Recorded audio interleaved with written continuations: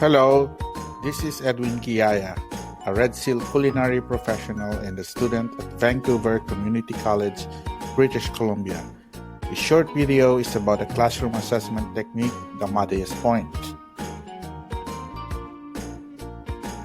You have just finished facilitating an hour-long lesson and you ask your students if what you've shared makes sense to them.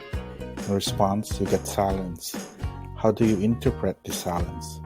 Ever wonder what technique can be used to effectively assess your students' understanding of new knowledge? Try using the Muddiest point. The Muddiest point is anything that students identify as being unclear or confusing. It is a simple yet powerful way of gauging what students have learned and how well they've learned it. It is the simplest classroom assessment technique that requires very little preparation. Angelo and Cross point out that the Muddiest point is a quick, easy to administer, and efficient way of assessing students' learning. It also has a high information return for a very low investment of time and energy. Regular use of this tool, the Muddiest point, can be really helpful. It provides information for instructors when used as a form of feedback to discover which points from a lecture or presentation students have difficulty understanding. It also guides instructors on which topics to emphasize and articulate, and serves as a way to engage students in their learning. It can also be used as a post-assessment and synthesis strategy in lesson planning. This technique works well in face-to-face, blended, and online classes. It is versatile and effective in a multitude of subject areas and disciplines. The Muddiest point works well in culinary arts, theory, and skill-based classes as it relates to lectures and presentations. For face-to-face classes, the instructor will reserve a few minutes at the end of the class session and ask the question, "What is the Muddiest point?" and then have students write the responses on a piece of paper. The responses are then collected before students leave. Data analysis can and should be kept very simple. Quickly read through all of the responses and sort them into themes or group together the muddy points. At the next class meeting, the common themes in the students' feedback are addressed and used as a springboard for discussion. The goal is to clear up what is muddy. For online classes, imagine you ask your students to watch an online cooking demo. When they are done, they are then asked to respond to the question, "What was the Muddiest point?"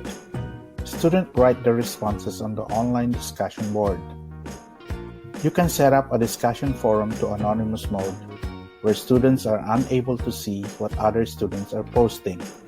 This way, each student is able to post their question or comment without being influenced or intimidated by other students. After students have responded, read what they wrote and sort the responses accordingly. Then write a blog post clarifying the Muddiest points or post the Muddiest points to the discussion forum. Another way to address the Muddiest point is to allow students see each other's post in the online discussion forum and have them explain the topic to each other. It is important, though, to keep an eye on the forum and chime in if students go off topic, but for the most part, let them work it out and navigate the learning together. Then you can answer any lingering questions in the next class or right there in the discussion forum. What are the pros and cons using the Muddiest point? This is one of the classroom assessment techniques you can successfully use at the spur of the moment. It's not only quick, simple, and easy to administer, it also requires very little preparation. For students who are hesitant to ask questions in class, this technique is a safe alternative. For students who are lost, it can be a lifeline. It can give you a clear perspective of what students are finding difficult to learn. As a result, you can focus on other lessons and assignments much more accurately and effectively. Because students are regularly asked to identify the Muddiest point, there's a tendency to pay more attention to listen and understand the topic because they expect to be asked about it. It also promotes self-analysis and assessment. Students can learn to habitually ask themselves, what was the muddiest point in the topic? Regardless of whether or not other instructors ask them for such feedback. Asking students to focus only on what they don't understand is a downside. To have some balance, you need to focus on what students do understand as well as on their muddiest points. As students become more adept at identifying and explaining the point they find the muddiest, they become more likely to raise difficult questions that you may not be able to answer on the spot. Be very careful. Most lessons and lectures will be misunderstood by some students. Do not be angry or disappointed. Remain cool and be patient. The muddiest point provides affirmation and awareness on how information is being presented, processed, and understood by students. This is useful as an instructor to know which aspects of a topic need to be explored more or differently in a variety of creative ways. Don't spend so much class time responding to the muddiest points that you risk losing the momentum of your course.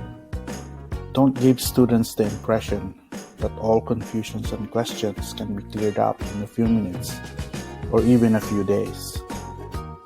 Make it clear that some points are muddier than others.